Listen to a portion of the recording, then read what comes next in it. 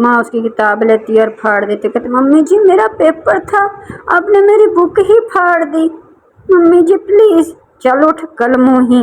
पढ़ाई का पढ़ा होता है, काम तेरे बाप ने करने होते हैं। पढ़ाइयों का शौक चढ़े, तूने बड़ा अफसर बन जाना है, चल उड़ यहाँ से।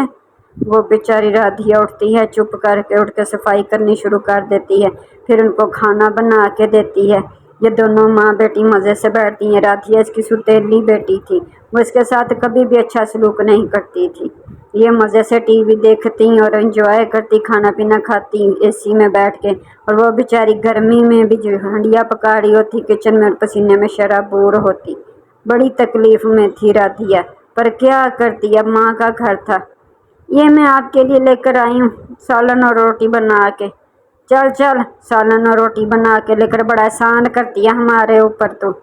सालन और रोटी बना के लेकर आई हूँ। मम्मी जी ये कितना बड़बड़ करती है आगे से, 2 टके की काली औरत, मुझे पसंद ही नहीं है, पता नहीं आपने कैसे बर्दाश्त।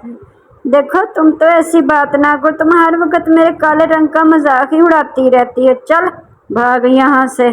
थप्पड़ मारती है उसकी छोटी बहन।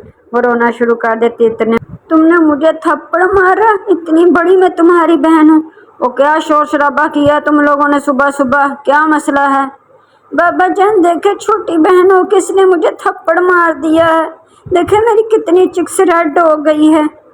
चल यहाँ से निकल, ड्रामेबाज, सुबह सुबह तमाशे शुरू हुए हैं तुम लोगों के, जाओ काम करो यहाँ से। वो बेचारी रोती कमरे में आ जाती, दरवाज़ा बंद करके अपनी माँ की तस्वीर को सीने से लगा के रोती है। मम्मी आप कहाँ चले गई हैं, किधर मुझे छोड़ दिया, मुझे भी साथ ले जाती। कोई ज़िंदगी नहीं है मेरी, मैं अपने घर में रह के मेरे साथ इतना बदतर सलूक होता है जैसे कोई मेरी सासू माँ हो, कोई मेरी नंद हो, पता नहीं।